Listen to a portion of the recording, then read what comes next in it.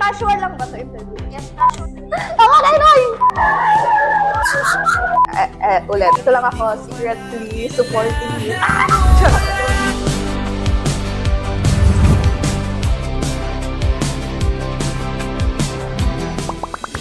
Hello, I am Jang Mili and I am in a relationship. What makes him different from sa mga previous? Actually, it's about his personality. It's about how he makes me feel good. It's about how we communicate. It's about how we compromise and fix the argument right away. It's about how we try to understand each other. Kasi from my previous relationship, I wasn't able to explain myself further. I was not able to be understood. So with my current relationship right now, he just doesn't make me feel like home, but rather he also made me feel that I am being hurt.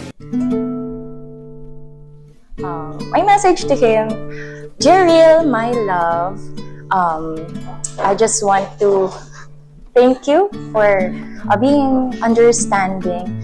And through this video, I just want to tell you that I am not afraid to tell people how much I love you, and I thank you for treating me well, so well, up to the point where I don't see any other people, but rather I see good future with you. So I am still praying and hoping for our future ahead, and I love you. Hi, I'm Keisha and I'm single. For me, love, different siya sa iba't ibang tao, but for me, love is accepting everything about that person. Yung kaya mong magpakatotoo sa taong yon without thinking na ginajudge ka niya or what. You know, yung parang, malalaman mo yun kapag true love yung taong nasa'yo, which is yung kapag alam mo nang, kaya mo nang express yung totoong ikaw sa kanya without any judgment. For me, walang tamang way para malaman mo kung worth it ipaglaban yung isang tao. Susugal ka lang talaga. Hindi mo, parang risk lang talaga siya yung love. Parang siyang sugal. Hindi mo malalaman yung outcome unless susubukan mo siya. So for me, as long as may love ka pa dun sa person, go for it. So ang message ko sa future boyfriend ko, if magkakaroon man, is sana maging patient ka sa akin, and ganun din ako sa'yo. I hope na kaya mo tanggapin lahat ng flaws ko. I'm not perfect, but I will try my best para maging worth it para sa'yo. Hello everyone, I'm Vera Joyce Capo. In relationship, 6 months. Siguro yung love for me is that yung meron kayong respeto, yung magkakaintindihan kayo despite na may yung pagkakaiba ng ng belief sa buhay. Siguro nakatulong yung relationship ko sa akin para maging better person ako. Dati kasi kung ano lang gawin ko o kahit nang hindi iniisip kung ano magiging consequences nun. Pero nung pumasok ko sa isang relationship, natutunan ko na lahat talaga ng bagay dapat pinag-iisipan. Na dapat, bago mo gawin yung isang bagay, iisipin mo ba kung makakasak ka ba or ano. Ay, parang natuwa lang ito maging mature in some ways. Siguro yung message ko, well, lagi ko namang sinasabi sa ito na trust yourself, be confident, dahil, tsaka, mahalin mo lang yung sarili mo kasi mahal nga kita, kaya kung mahal ka. Hi, I'm Kyla Rexy Jaime, and I'm single and also having a crush to someone. I think he becomes my standard, and that I think he's different sa ibang lalaki na na-meet ko. The few months na parang nasa isang room, di ba?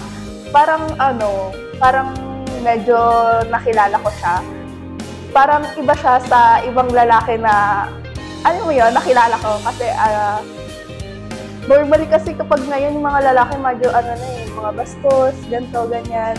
Tapos, basta iba sila mag-treat ng ibang babae. Parang, basta, hindi ko siya ma-explain. It's unexplainable. Yung perspective ko sa love, naging genuino. Ang message ko for him, galingan mo lang sa lahat and sa intrams as well. Nandito lang ako, secretly supporting you. Charot, go. Okay. My name is Anne and I'm broken.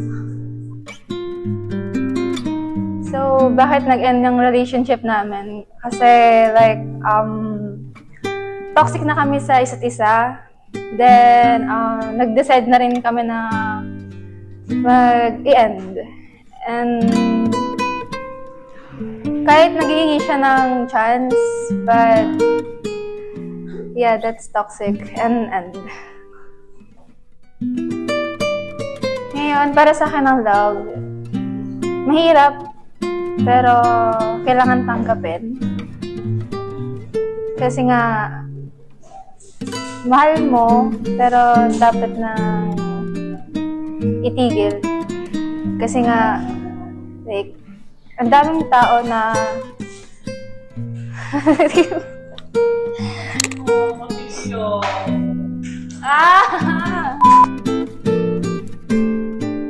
So yun, umabot sa toxic relationship because like hindi na siya marunong mag-usap. Pero kung i-apply niya yun or i-update niya sa akin na like willing siya magbago and kaya niyang patunayan, pero kahit hindi siya mag-promise, pero kaya niya patunayan. Tatanggapin ko yung sorry niya.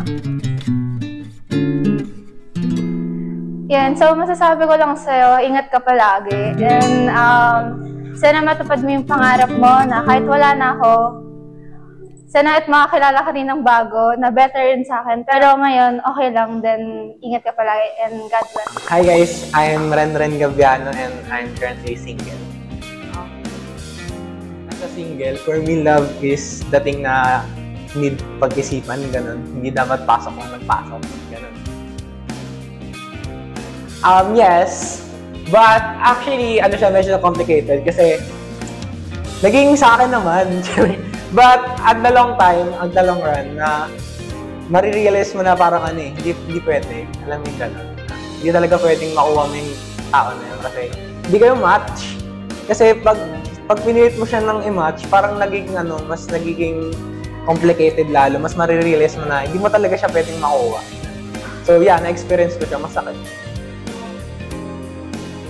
Ayan. I practice self-love by giving myself more works, or rather, parang pinafocus ko yung sarili ko sa ibang bagay. Like, for example, my friends. Kasi nung time na hindi ako single, alam mo yun, parang masyadong na-focus yung sarili ko dun sa tao na yun. Then, na-forget ko na may mga iba pa palang bagay na need ko gawin. So, yun. Yung self-love na ginawa ko is walwal. Alam mo yun, parang focus yourself, in-enjoy mo yung kabataan, then lalo na first year college, gano'n. Advice ko sa sarili ko, learn to move on. Pero yun nga, sana matuto na akong mag-move on. Kasi parang yung sarili ko, hirap sa ganyang bagay. Yung move on na yan. Ang hirap mag-forget ng mga bagay. Parang na-stuck ako sa nakaraan. So yun, sana matuto ako mag-move on. Yun lang. I'm Kashina Nuit and currently in a situationship. For me, love is you being able to do something or love someone without expecting something in return, and actually inspiring each other to become a better version of themselves. For me, you can never really prepare for a heartbreak kasi love is a risk. You really never know when will it come or paano mo siya mape-prepare kasi either way, masasaktan ka pa rin. So, I guess, ang payo ko lang sa kanya, don't take it too deep or don't take it as something na mag-turn ng perspective niya sa love upside down. I guess for me is putting healthy boundaries. Kasi communication was there. It was well communicated and everything like that. It was well planned and such. But putting a healthy boundaries is actually protecting, and it's not more on protecting because love it's either will make you happy, will make you sad, will make you broken and such. But putting boundaries kasi it will help you grow and it will help you to have a healthy relationship, or actually it's applicable to everyone na it will help you to have a healthy relationship with people around you or with your situationship. Hi, I am Gracelyn. I am in a relationship for 1 year and 9 months now. Well, love is unconditional for me. Like, you don't have to expect something in return. You just give the love that you want for that person. At first, I find him masungit kasi hindi pa naman kami nagkita in person. Pero nung nalaman ko yung naate niya yung senior ko back in college, somehow parang na-feel ko na mabait and tahimik lang. Yes, kasi may mga bagay akong pinag-pray na meron siya. And mas habang nakikilala ko pa siya, nakikita ko. To my Daniel, thank you for your consistency. Thank you for making things so easy for me. Wala akong ibang iniintindi other than my career or somehow mga maliliit na problem lang. But thank you for being with me through highs and lows ng life. Yun lang. And I love you. If you like me, blink twice. Are you naughty or nice? Maybe add a little spice.